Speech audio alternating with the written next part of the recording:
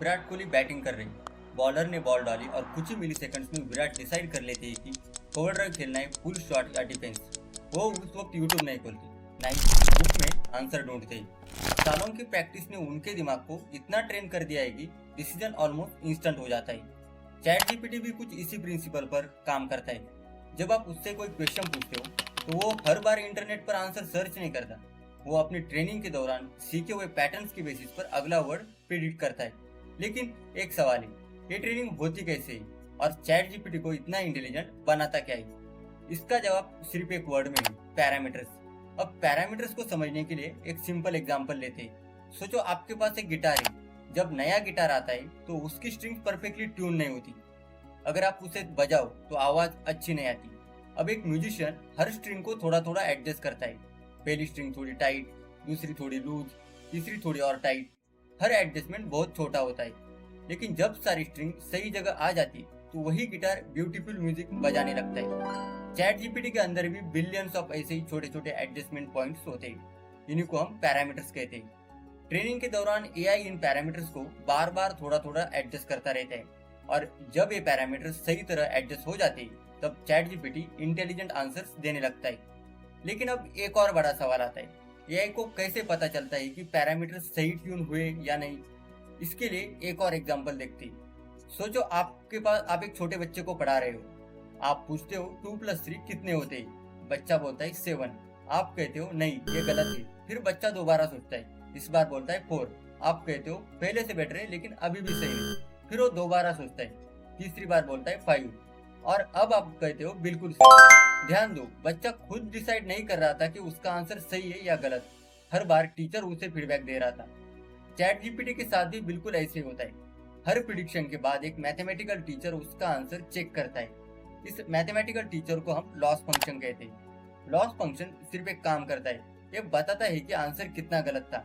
अगर आंसर बहुत गलत है तो लॉस बड़ा होगा, अगर आंसर लगभग सही है तो लॉस छोटा होगा। अगर आंसर बिल्कुल सही है तो लॉस ऑलमोस्ट जीरो के पास पहुंच जाता है।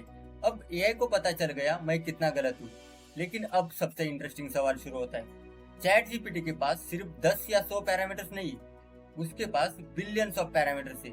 तो फिर उसे कैसे पता चलता है कि इन बिलियंस ऑफ पैरामीटर्स में से कौन सा पैरामीटर बढ़ाना है, कौन सा पैरामीटर कम करना है और कौन सा पैरामीटर बिल्कुल नहीं छेड़ना है?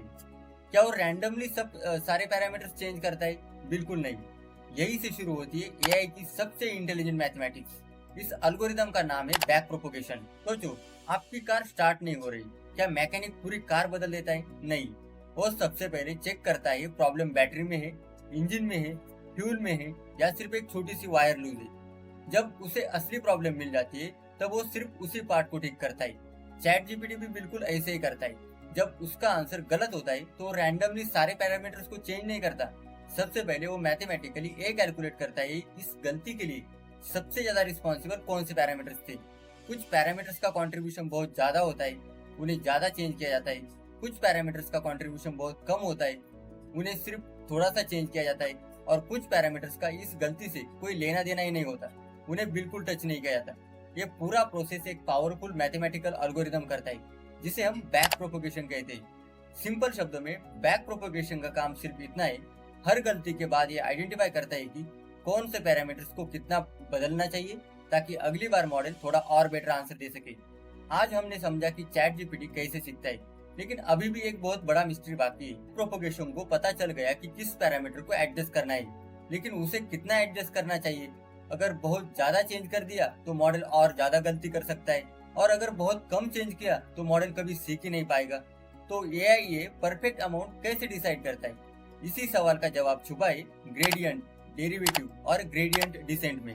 और उससे भी ज्यादा इंटरेस्टिंग बात, ये सब सिर्फ ट्रेनिंग के टाइम होता है, लेकिन जब आप चैट जीपीटी में एक मैसेज टाइप करके सेंड दबाते हो तब उसके अंदर एग्जैक्टली क्या होता है, टोकनाइजेशन क्या है, एम्बेडिंग्स क्या होते हैं और चैट जीपीटी अगला वर्ड प्रिडिक्ट कैसे करता है, ये सब हम अगले वीडियो में डिटेल में समझेंगे।